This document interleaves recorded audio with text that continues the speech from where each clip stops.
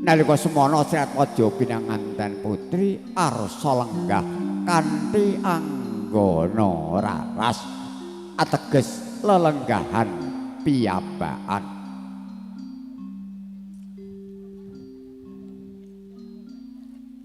Dereng rumaos jengjem ing manah yen ta dereng suwanding kalian Kang Garwa minangka dadya gegantelaning nala. Kula badhe hancakaraken Sratwaja pinanganten jalu. Enjang bidal gumuruh saking sasana busana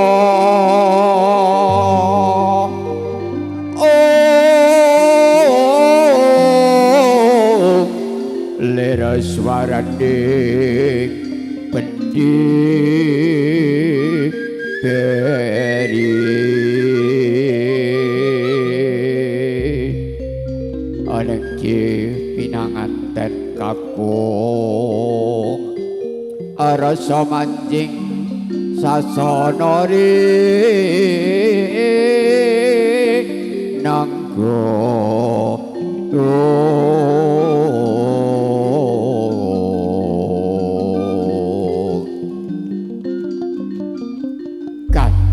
Kang Cinarita Sri Atmaja pinanganten jalu arsa manjing pring sasana rinengga Tindaira Risang Binargya pinanganten jalu ing samargi-margi tansah manggiya wilujeng.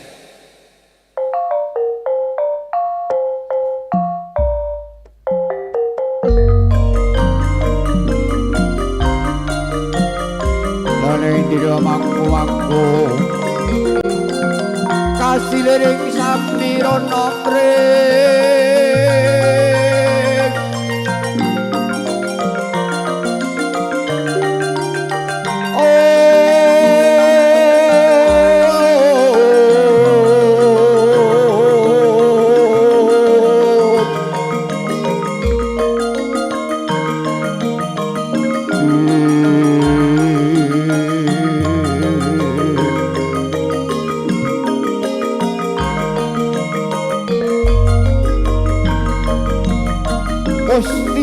buka wiwaraning sasana busana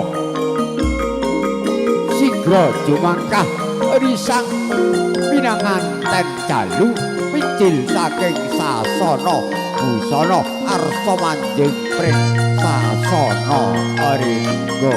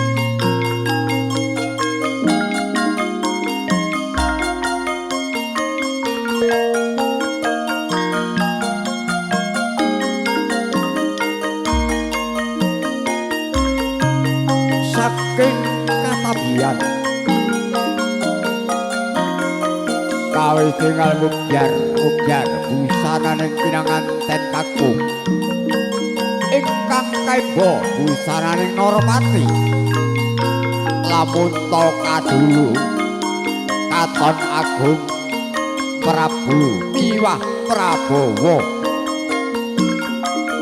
agung ateges kebak ing kahendahan kang sayata hati luhung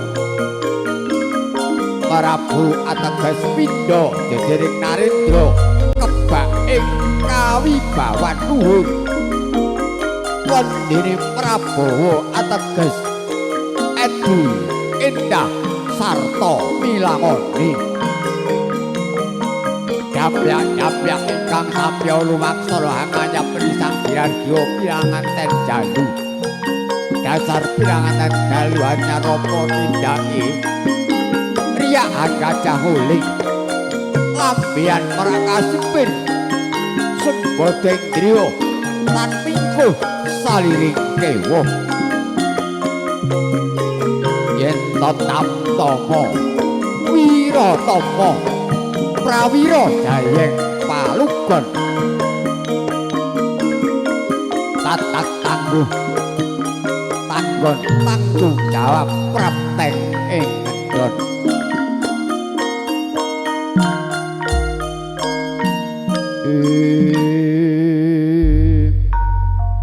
lulus raharja tebi ing sambikala tindhaira risang binargya pinanganten jalu kunjuk panjenenganipun Bapak Muhammad Rifai ingkang jinajaran pamangkugati kula suwun samapta wonten papan ingkang sampun pinanci panjenenganipun Bapak Caprudin kula suwun dampingi panjenenganipun Bapak Muhammad Rifai.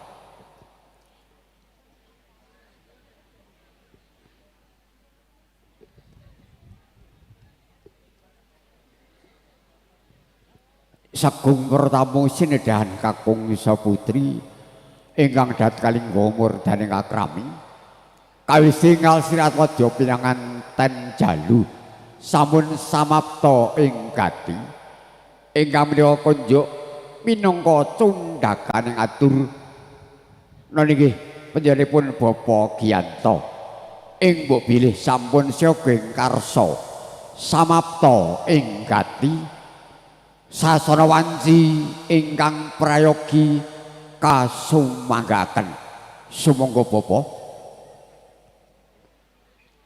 Assalamualaikum warahmatullahi wabarakatuh. A'udzu billahi minasyaitonir rajim. Bismillahirrahmanirrahim. Wa min ayatihi an khalaqalakum min anfusikum azwaja litaskunu ilaiha wa ja'ala bainakum mawaddatan wa rahmah inna fi dzalika laayati liqaumin yatafakkarun. Shadaqallahul azim.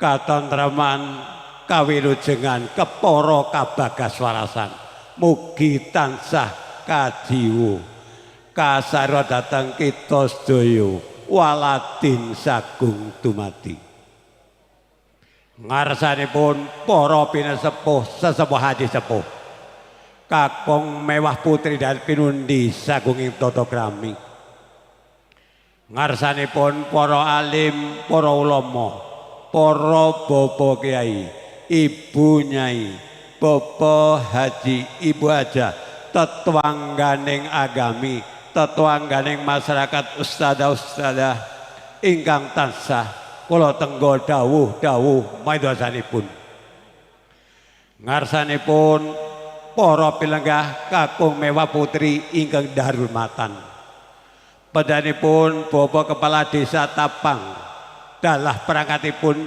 ingkang satu kula tenggo dawuh pemerintahanipun langkung-langkung pejanipun Bapak Japrodin Ibu Arifah dalah keluarga agung ingkang satuhu kinurmatan pejanipun Duta Pangarso pejanipun Bapak Rifai ingkang tansah kula hormati para kadang werda muda tumaruna ingkang tansah kula tresnani langkung men monggo kita tansah sareng-sareng Mudah kepujo bisku wonten ngarsanipun Allah SWT kanthi taufik lahipun kita sedaya saged hangrawi menawi dados patimbalan panjenenganipun Bapak Japrudin dalah keluarga agung kanthi wilujeng boten-boten halangan setunggal menapa Shalawat salam mugi tansah kunjuk datang Kanjeng Nabi Muhammad sallallahu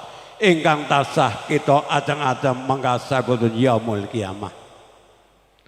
Para pilenggah kakung mewah putri ingkang darmatan. bilih ing mriki kula minangka sulesera panjenenganipun Bapak Zainal Arifin kinen hamasraken pinanganten kakung ingkang awas pisan panjenenganipun Bapak Zainal Arifin niat silaturahmi hangkraketaken sami bebesanan mugi tansah kawilujengan kabagian awit menika ngantos saahiripun ugi panjenenganipun lumantar kula ngaturaken salam taklim kanthi bikali assalamualaikum warahmatullahi wabarakatuh. Wigatos sing gati pilih suwanipun panjenengan Bapak Zainal Arifin hanganti handharaken putra pinanganten kakung ingkang pun surih Mas Bagus Muhammad Habibullah Hari Arifin putra kakung panjenenganipun Bapak Zainal Arifin saking Dusun Satrian Desa Glondong Gedi Kecamatan Tambakboyo Kabupaten Tuban Jawi Wetan ingkang sampun kajatuh krami kalian Roro Ayu Rima Asyakarima putra putri panjenenganipun Bapak Jabrudin saking Desa Ketapang Kecamatan Susuhan Kabupaten Semarang Jawi Tengah kula aturaken dhateng panjenengan borong anggenipun hanggula mentah hanampi sakwetahipun dene panjenenganipun Bapak Zainal Arifin sowan namung ngasta angsal-angsal saestu mboten miraos ugi anggenipun sowan kirang branani kirang subasita dhateng panjenengan lumantar kula panjenenganipun Bapak Zainal Arifin mawantu nyuwun agunging samudra pangarsaming kathah paripurnaning gelar pawiwahan samangke panjenenganipun Bapak Zainal Arifin badhe nyuwun pamit mugi-mugi lampah kula saking bali wisma pawiwahan ngantos dumugi griya soang-soang parengana wilujeng boten wonten halangan setunggal menapa hanamung mekaten atur pamasrah pinanganten kakung lumantar kula saestu wonten kenging nyuwun gungi samudra pangarsami kathah pinutup atur billahi taufik wal hidayah wassalamualaikum warahmatullahi wabarakatuh nuwun matur nuwun. Para sasat jalma limpat seprapat tamat sarwa sarwi rereh rarah ruruh atur pangandika pasrah inggih panjenenganipun priagung ingkang tansah lebda ing pitutur pana dhateng pangkraji ing tata basa menapa malih ing babagan parama sastra saha sastra Jawi boten wonten ingkang kalempit. Kunjuk panjenenganipun ngaturaken agunging panuwun ingkang tanpa papindhan. Sedaya atur pangandika daya katampi panjenenganipun Bapak Haji Jabrudin nyuwun ugungan panjenenganipun Bapak Muhammad Rifai kinen matur wonten ngarsanipun kadang pisan sutrisna. Kunjuk panjenenganipun Bapak Muhammad Rifai sasana wanci ingkang prayogi kasumanggaken nuwun sumangga nuwun. Assalamualaikum warahmatullahi wabarakatuh. A'udzu billahi minasyaitonir rajim. Bismillahirrahmanirrahim. Alhamdulillahi rabbil alamin wa bihi nasta'inu ala umrid dunya waddin wassalatu wassalamu ala asrafil anbiya'i wal mursalin Sayyidina Muhammad wa ala ali Sayyidina Muhammad Rabbi sahli sadri wa yassirli amri wahlul uqdatam min lisani yafqahu qawli an-nikahu sunnati faman raiba an sunnati falaisa minni al hadis amma ba'du.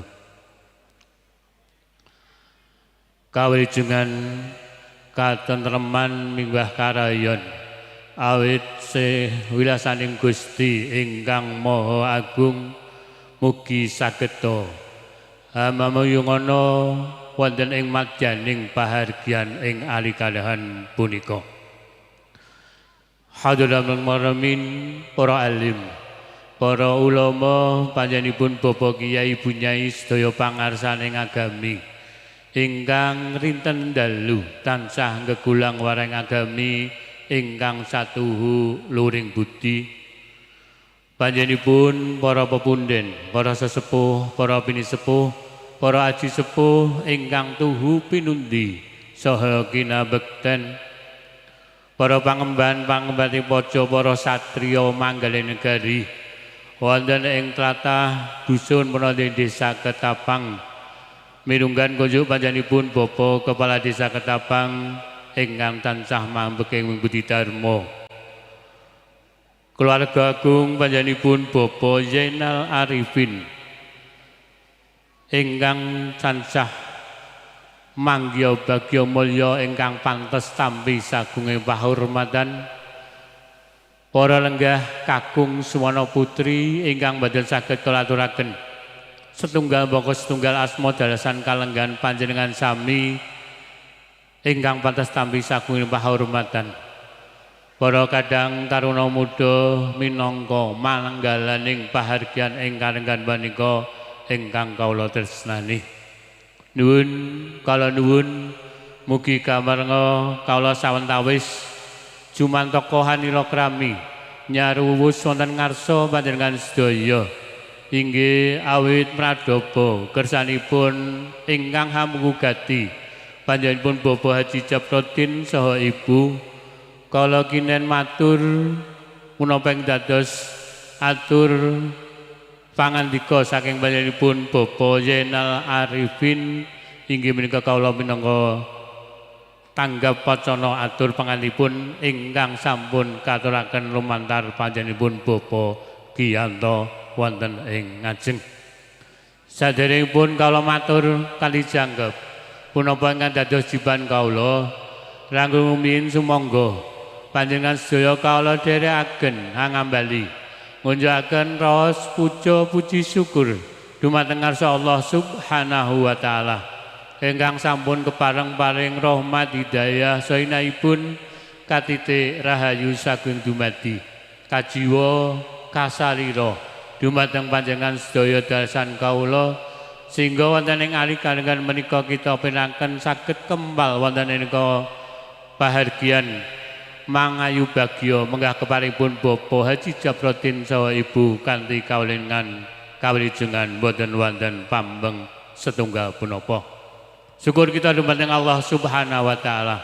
Sumangga kita ikraraken sareng-sareng kanthi maos tahmid kala dherekaken alhamdulillahi rabbil alamin. Salajengipun selawat salam mugi tetep kunjuk dumateng junjungan Nabi Agung Muhammad sallallahu alaihi wasallam ingkang mugi-mugi kita dados umatipun ingkang badhe nampi syafaat wonten ing donya menika langkung-langkung syafaatul utma mangke wonten ing dinten kiamat. Amin ya rabbal alamin. Ngarsanipun para pepunden, para sesepuh, para pinisepuh, para aji sepuh, para lenggah sedaya ingkang minulya mugi kebareng sawetawis lenggah pinarak kanthi madhun maninganing kalih awit atur kawula ing mangkih mirunggan kunjuk panjenenganipun Bapak Zainal Arifin puno dening panjenenganipun Bapak Giyanto minangka duta caraka. Wonten atur ingkang setunggal katuraken pambagya wilujeng menggah rawuh panjenengan wonten ing pahargyan menika kanthi niat silaturahim panjenengan menika ingkang menika saking panjenenganipun Bapak Haji Japrotin tansah matur agunging panuwun ingkang tanpa pami mugi-mugi estu silaturahim panjenengan menika dadosaken tambahipun raketipun anggenipun badhe kekandangan awit menika ngantos saakhiripun. Wondene salajengipun mugi pinarak lenggah kanthi mardu-mardunane penggalih ngantos paripurnanipun adicara wonten ing kalenggahan samangke. Wondene atur salam taklim punane salam taklim ingkang sampun katuraken katampi kanthi renanane penggalih kanthi atur assalamualaikum waalaikumsalam warahmatullahi wabarakatuh. Mugi karahayaken kawilijengan tumanduk panjenengan kula dalan keluarga dalasan para rawuh sedayanipun. Wondene atur salajengipun bilih wonten ing ali kalenggahan ingkang sampun piniji menika panjenenganipun Bapak Zainal Arifin amasrahaken amarengaken putra pinanganten kakung Muhammad Habibillah Hari Arifin ingkang sampun kadhawaken wonten ing ingkang sampun kalijabaken wonten ing injing kalawau ingkang menika kanthi asta kekalih panjenenganipun Bapak Haji Jabroddin nampi pasrah panjenengan sedaya kanthi atur alhamdulillahirabbil alamin. Wondene panyuwun panggulawentah mongkap pinanganten ing manggih panjenenganipun Bapak Haji Jabroddin namung ndherekaken sendika dawuh nyuwun doa pangestu panjenenganipun Bapak Zainal Arifin mugi-mugi dawuh panjenengan saged katindakaken kanthi boten wonten pambeng setunggal punapa.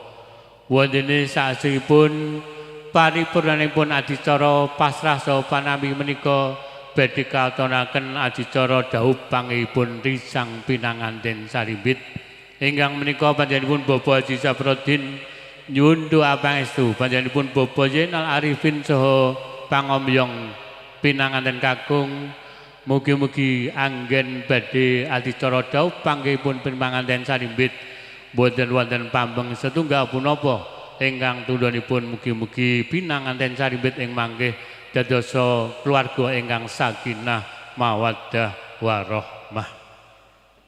Wondene sedaya peparing panjenengan ingkang arupi angsal-angsal ingkang boten saged kalaturaken setunggal monggo setunggal.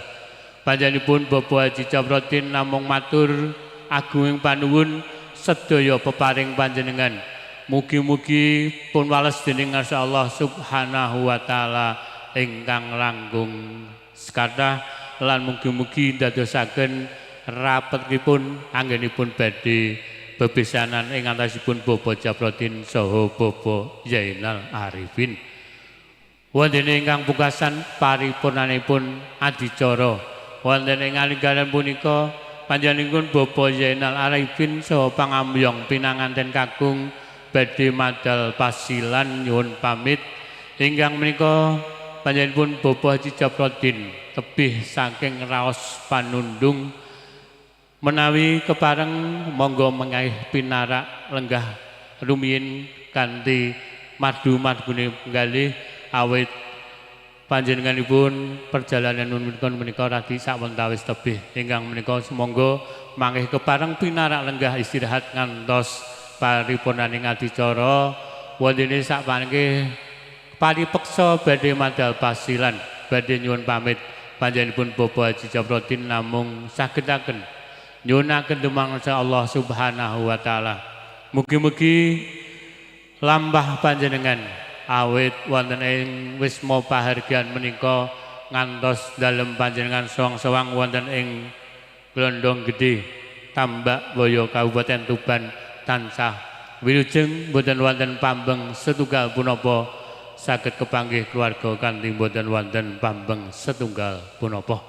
Mekaten dalah semanten atur kawula minangka sulih saira saking panjenenganipun Bapak Haji Jabroddin menawi kathah atur ingkang kelantur-lantur punapa ngatur ingkang kirang trep menggah aturipun panjenenganipun Bapak Giyanto minangka duta saraya panjenenganipun Bapak Zainal Arifin kawula pribadi nyuwun agung samudha pangarsami. Kawula akhiri wallahul muwaffiq ila thoriq. Wassalamualaikum warahmatullahi wabarakatuh.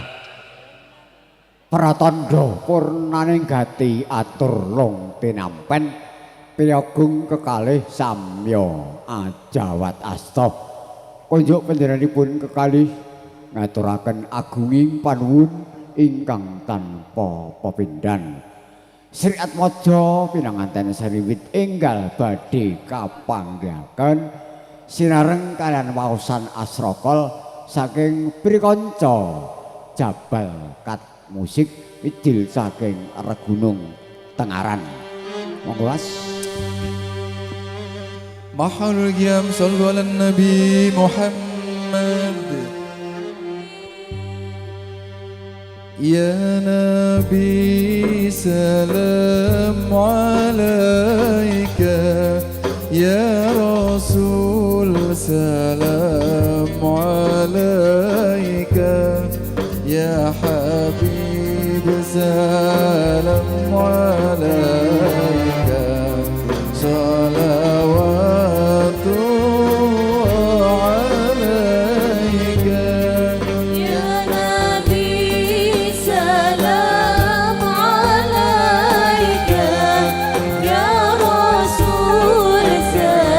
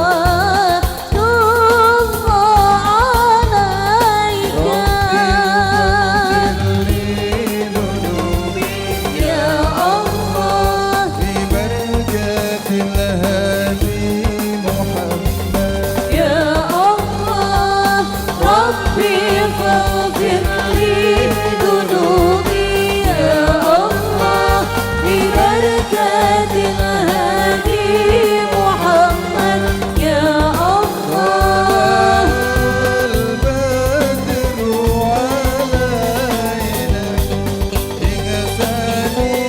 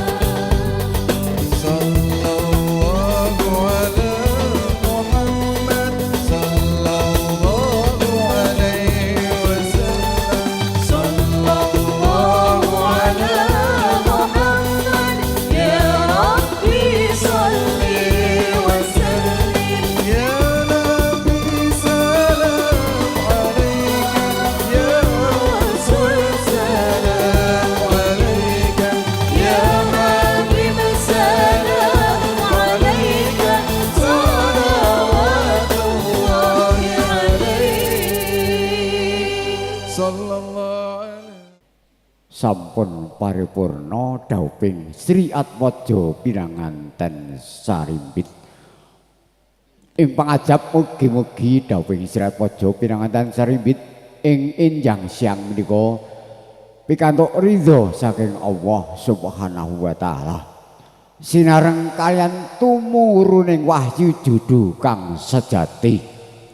Mugi tansah pinangsulan suci reh darmaning palakrama tansah linambarana tepa slira kumawula sarta sembodo ing wekasan mugi tansah pinayungan budi rahayu kanthi mengkaten gesangipun Sri Atmaja pinanganten sarimbit gesang ingkang sakinah mawaddah warahmah ugi barokah. Sagung para tamu kakung putri ingkang dadi rumatan upacara adat widi widana sungkuman jangkep kulaturaken dhumateng Ibu Pangadi Busana nggih Ibu Titik saking Sanggar Rias Yitra mijil saking Laladan Ambarawak. Monggo langsung kewala upacara adat widi widana dumateng para kadang muda tumaruna kadang sinoman kula suwun marak sowan ngabyantara wonten ngarsanipun para tamu minulya atur laladi ingkang angka setunggal kangge miyak sepining swasana wangsul malih dhateng prikanca kadang pametri budaya Jabal Kat dan juga Mas Muhammad Habibullah Hari Arifin. Semua bagian dunia akhirat dengan nada indah yang bisa terjebakkan barakallah.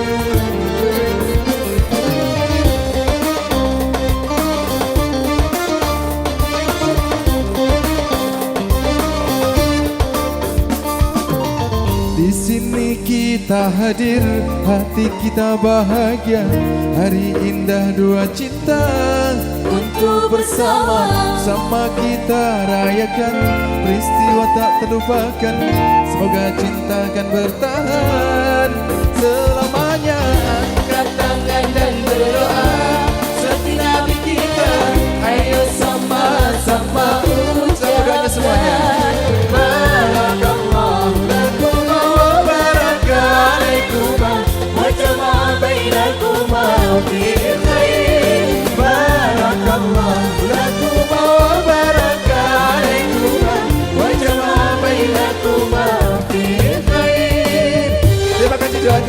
dari keluarga sini Mbak Latif ikut berdoa nanti. Iya, benar-benar.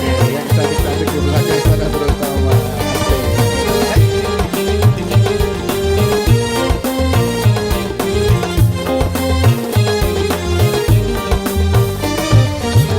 Kini kau kan berbagi suka duka bersama, mengarungi hidup indah. Raih ridhonya. Semoga Allah memberi berkah dan keselamatan, karena kau mengisi rumah dengan tawa. Angkat tangan dan berdoa seperti Nabi kita. Ayo sama-sama ucap Semuanya. Barakallahu lakuma wa baraka alaikuma wa jama'a bainakuma fil khair. Barakallahu lakuma wa baraka alaikuma wa jama'a bainakuma fil khair.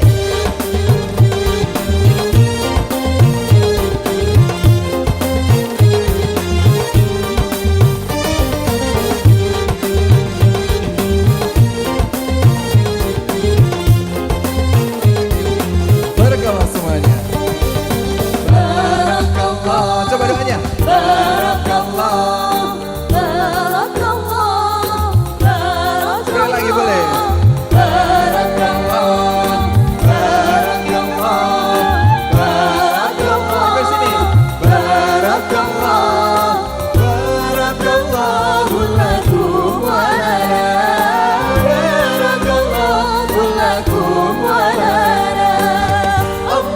Barakalahuma Allahum kubbahuma Allah salli wa sallim ala rasulillah. Allah tub alaina Allah idhu anna Allah idhu qana ala sunnat nabina.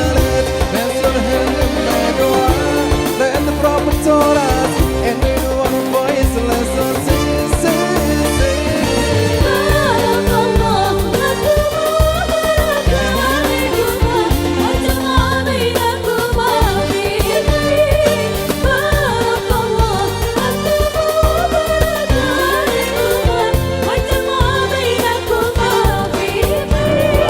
Barakallahu lakuma wa baraka alaikuma wa jama'a bainakuma fi khair. Barakallahu lakum wa baraka alaikuma wa jama'a bainakuma fil khair. Barakallah.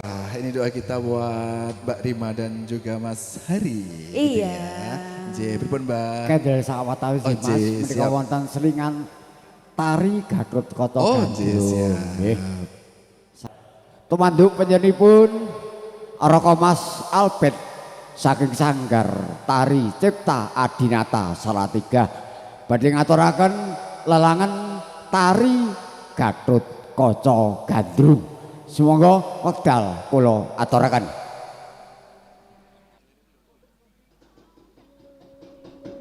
Kota sang Gatot Kaca Kinon Mapagarta Suta Oh teka pira krasna Parto manhar mucu sakinira kang nujaran wang-wangis munggar cita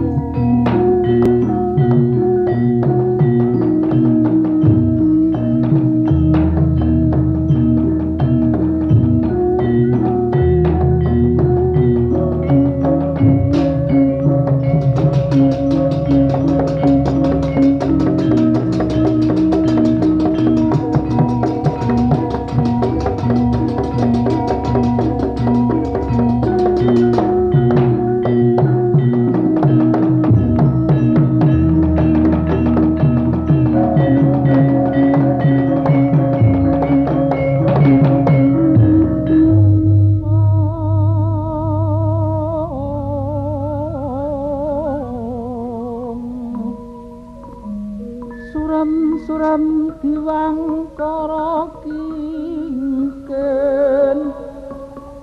lir mangsa kang layon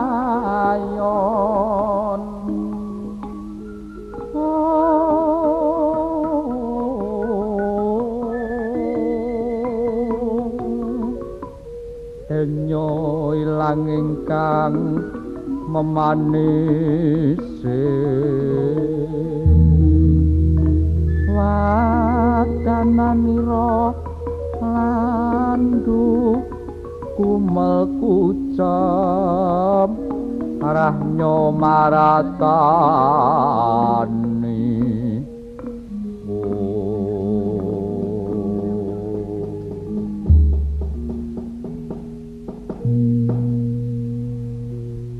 balung pakat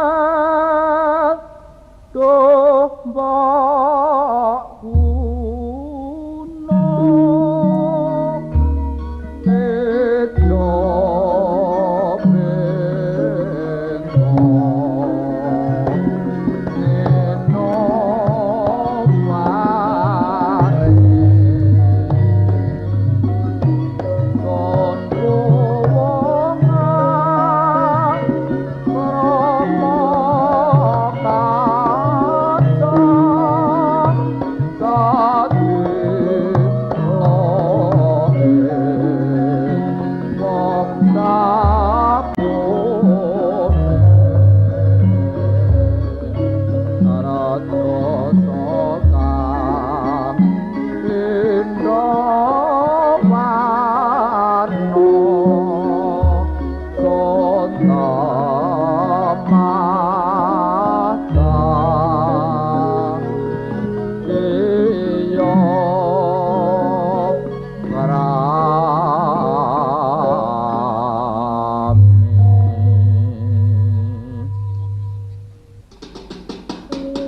Tandyotrata sang Gatotkaca wang murca mangesak samya den jreh mabangun sawingga tumempuh mangsir wong goti singgih Bima Suta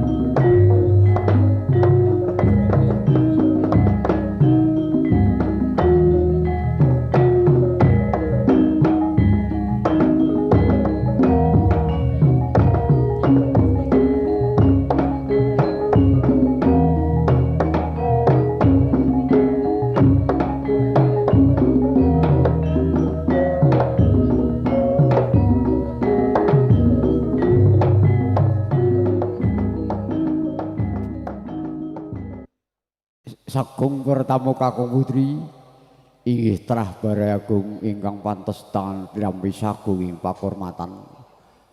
Mekaten menggah satunggaling tari Gatotkaca Gandrung ingkang sampun dipun kasarira dening Mas Albert saking Sanggar Tari Cipta Adinata Salatiga.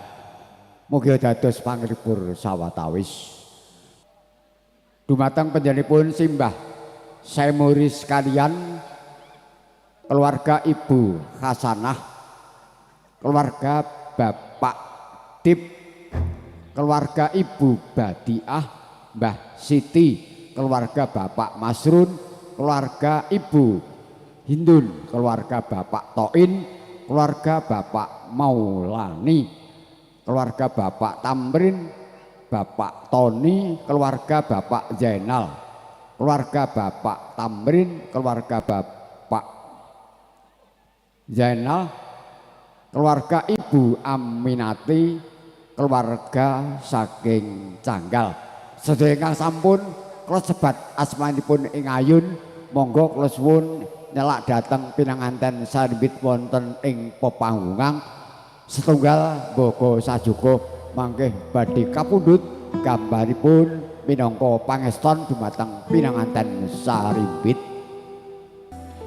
Ini adalah hari kebahagiaan mereka berdua yaitu Mbak Rima dan Mas Habib juga yang hari ini mengawali untuk hidup bersama. Mas Habib. Kalau dulu tidur sendirian, Iya, mulai malam ini malam ini mungkin di sampingnya itu sudah ada teman. sudah ada teman. Gitu. Iya. Dan saya yakin bahwa orang berumah tangga itu tidak akan selamanya mulus. Iya. Mbak Umi juga begitu. Iya Mas Taufik, Segitu. masih ada apa Masih ya ada ujian permasalahan. Iya. Tapi tetap harus dijalani dan selalu harus bermusyawarah. Iya. Sekali-sekali jangan purek. Purek itu, Purek Mbak. itu apa Mas Taufik? Purek itu biasanya Melayu Bali Oh, tanpa konten. pamit. Iya. Nah, udah rada petok Balina hisen. Badan, Ya, maka dari itu salah satu niat nikah adalah ibadah. ibadah. Dan hanya untuk Allah kita menikah gitu ya. Cik. Dan ada lagunya Cintai aku karena Allah.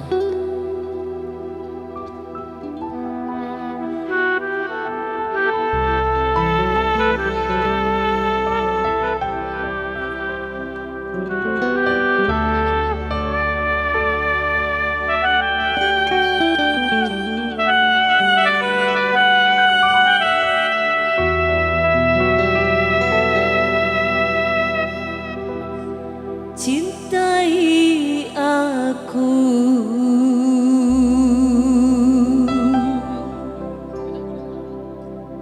sayangi aku,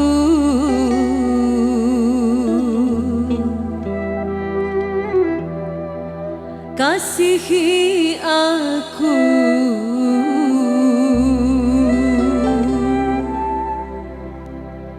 miliki aku.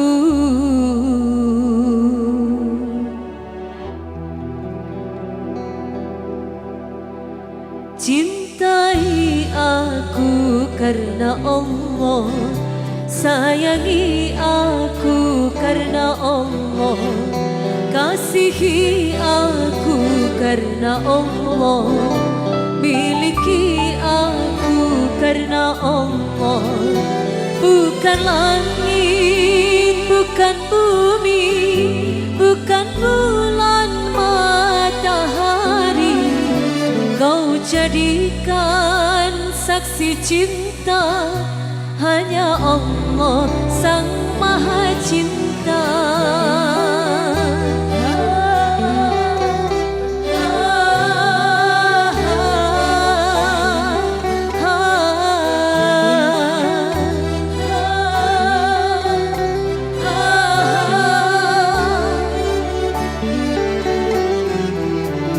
Bukan harta, bukan rupa, bukan pula kehebatan,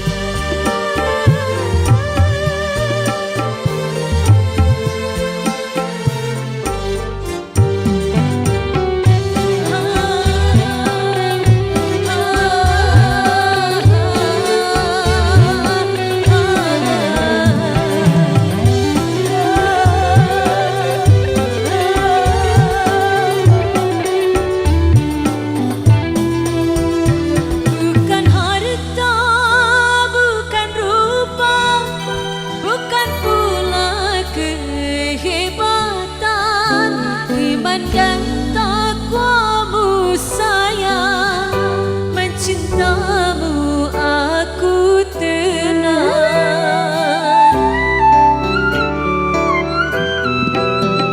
Ku ingin menjadi surga dalam lembaran hidupku. Ku jadikan engkau imam, bimbing aku jalan kebenaran. Cintai aku karena Allah, sayangi aku karena Allah, kasihi aku karena Allah, miliki aku karena Allah. Bukan langit, bukan bumi, bukan bulan matahari, kau jadikan saksi cinta, hanya Allah sang maha cinta. Cintai aku karena Allah, sayangi aku karena Allah, kasihi aku karena Allah, miliki aku karena Allah.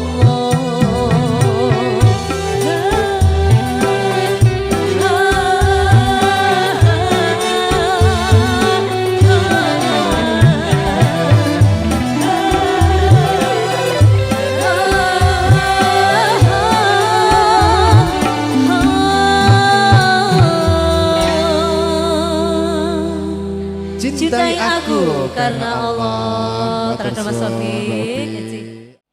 Wonten adicara tandhaipun nggih kumandangi ayat-ayat suci Al-Qur'anil Karim ing kalenggan samangke badhe binirkan panjenenganipun Ustazah Vina saking Jabal Kat.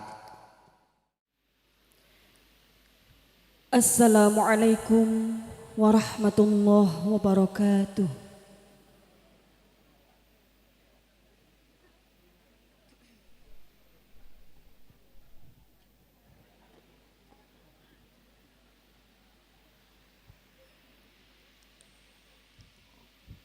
A'udzu billahi minasy syaithanir rajim.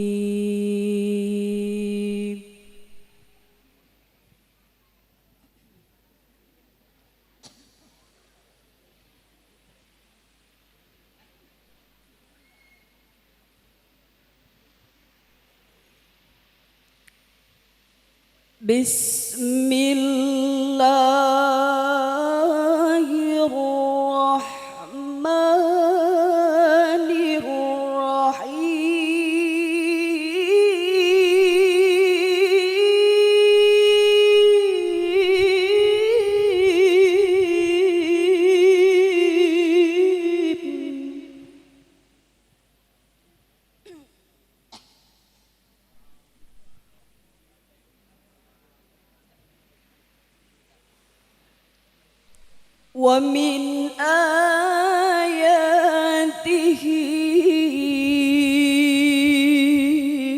an khalaqa lakum min anfusikum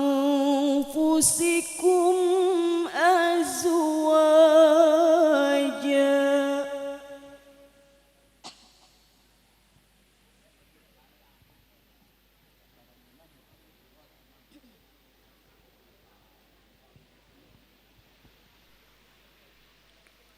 Wa min ayatihi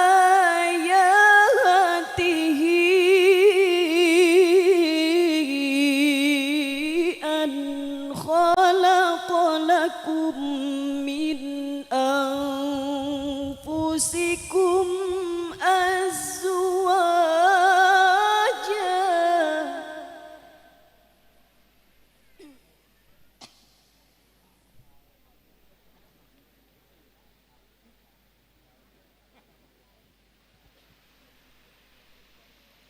Min anfusikum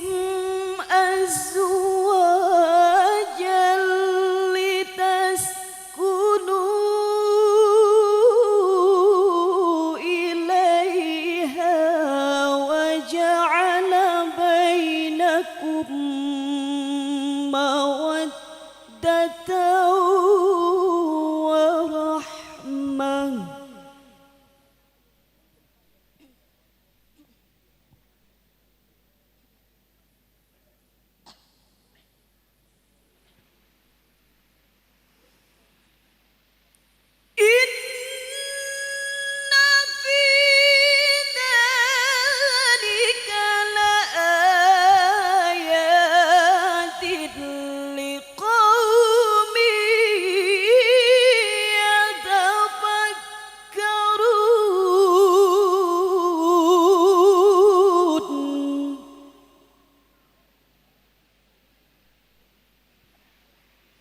الله أكبر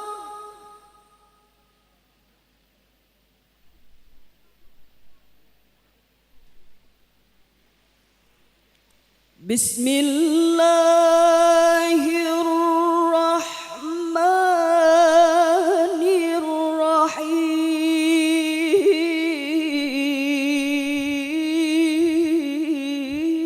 الرحيم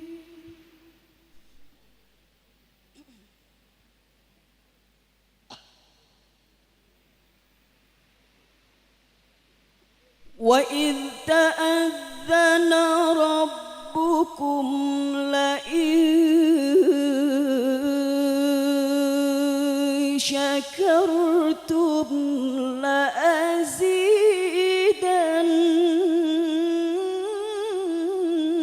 لأزيدنكم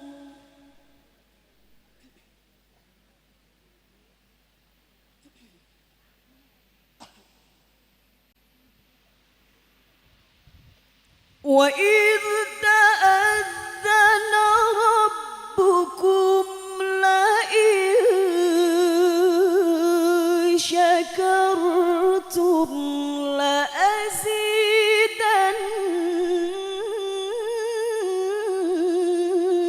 لأزيدنكم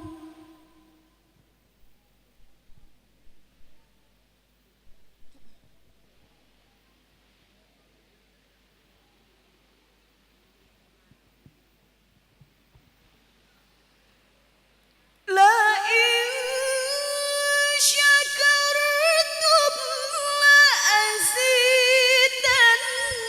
لأزيدنكم ولئن كفرتم إن عذابي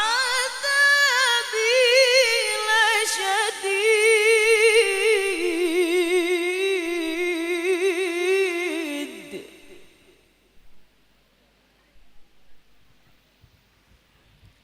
ولئن كفرتم إن عذابي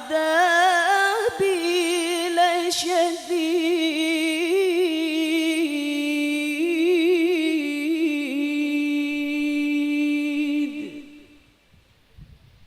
صدق الله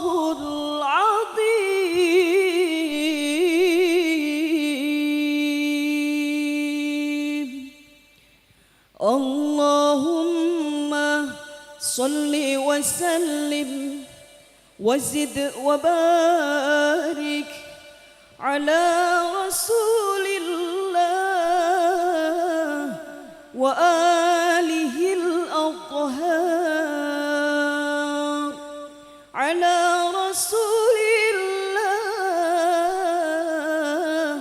وأصحابه الأخيار خير القراءة السلام عليكم ورحمة الله وبركاته Waalaikumsalam warahmatullahi wabarakatuh.